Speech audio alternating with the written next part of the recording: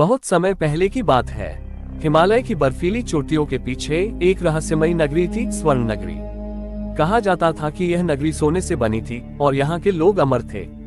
लेकिन हजारों वर्षों से इस नगरी को किसी ने नहीं देखा था। ये सिर्फ एक कहानी बनकर रह गई थी। एक दिन एक युवा अन्वेषक आरव को एक प्राचीन ग्रंथ मिला।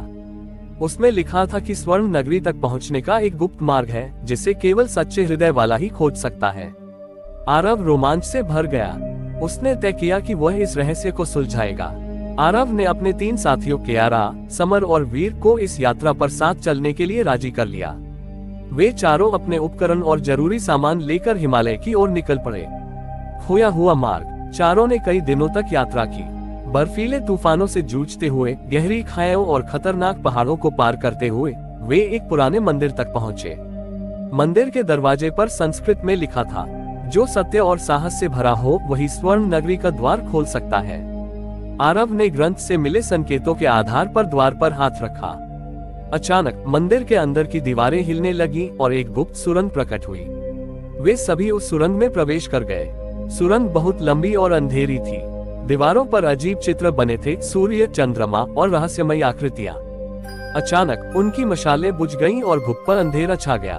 तभी एक हल्की सी रोशनी दिखाई दी। वे उसकी ओर बढ़े तो सामने एक प्राचीन संत खड़े थे। संत ने कहा, स्वर्ण नगरी हर किसी के लिए नहीं है। जो लोभ में आएगा वो कभी लौट नहीं पाएगा। क्या तुम आगे बढ़ना चाहते हो? चारों ने एक दूसरे की ओर देखा और सिर हिलाया। संत मुस्कुराए और हाथ उठाया।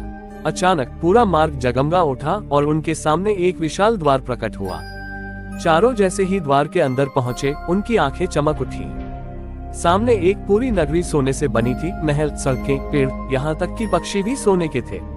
नगरी में अजीब शांति थी, लेकिन वहाँ कोई मनुष्य नहीं दिख रहा था।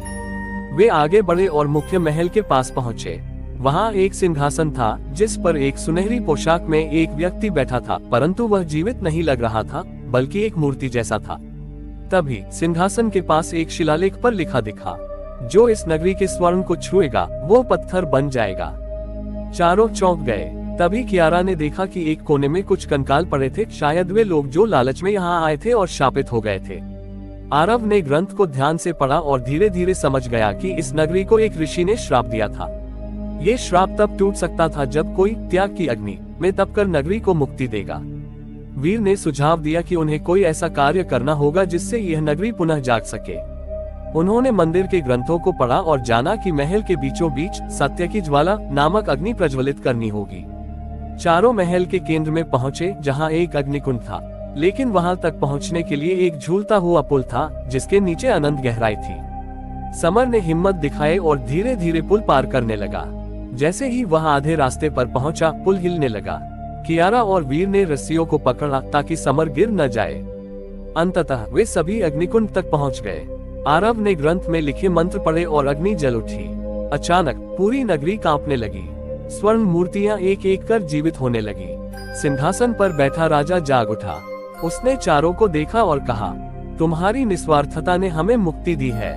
यह नगरी अब पुनः जीवित होगी। एक तीव्र प्रकाश फैला और देखते ही देखते स्वर्ण नगरी फिर से एक सामान्य नगरी बन गई। लोग प्रसन्नता से नाचने लगे।